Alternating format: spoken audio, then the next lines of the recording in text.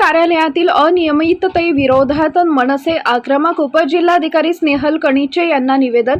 खाजगी हस्तक्षेप, दलालांचा वावर आणि बेकायदेशीर वाळू उपशावर कठोर कारवाईची मागणी।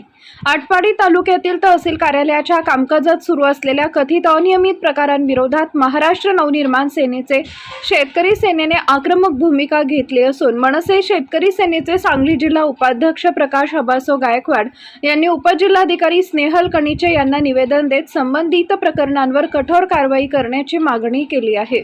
दिलेल्या निवेदनात तहसील कार्यालयातील काही शासकीय कामकाजात खाजगी व्यक्तींचा वाढता हस्तक्षेप होत असल्याचा गंभीर आरोप करण्यात आलाय। शासकीय प्रक्रियेत अनधिकृत व्यक्तींचा सहभाग हा गोपनीयता आणि पारदर्शकतेच्या दृष्टीने धोकादायक असल्याने अशा व्यक्तींना तात्काळ कार्यालयीन कामकाजातून दूर करण्यात यावे अशी मागणी करण्यात आली आहे। तसेच तहसीलदार व प्रशासनाच्या वाहनांवर खाजगी व्यक्ती काम करत असल्याचे निदर्शनास येत असल्याचा उल्लेख निवेदनात करण्यात आलाय। ही बाब अत्यंत गंभीर स्वरूपाची असून संबंधितांची चौकशी करून जबाबदारांवर कठोर कारवाई करण्यात यावी अशी मागणी करण्यात आली आहे।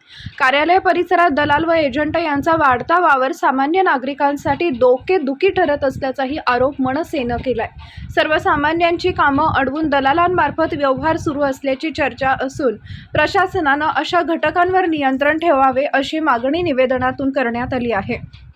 दरम्यान जिल्हाधिकाऱ्यांच्या स्पष्ट आदेशानंतरही सेवाकाल किंवा करार संपलेल्या काही कर्मचाऱ्यांचा तहसील कार्यालयातील वावर कायम असल्याचा मुद्दा उपस्थित करण्यात आलाय। आदेश धाब्यावर बसून कार्यालयातील प्रक्रियेत हस्तक्षेप करणाऱ्यांवर तातडीने कारवाई करावी असंही निवेदनात नमूद करण्यात आलंय।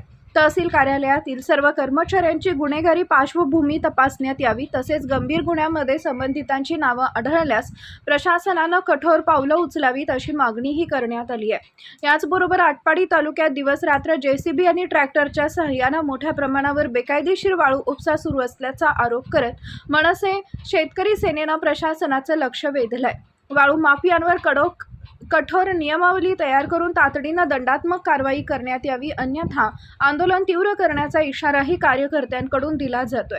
प्रशासनाच्या स्वच्छ, पारदर्शक आणि जनहिताच्या कामकाजासाठी वरील सर्व बाबी गांभीर्याने घेऊन तातडीने कठोर कारवाई करावी अशी मागणी प्रकाश गायकवाड यांनी उपजिल्हाधिकारी स्नेहल कणिचे यांच्याकडे केली आहे।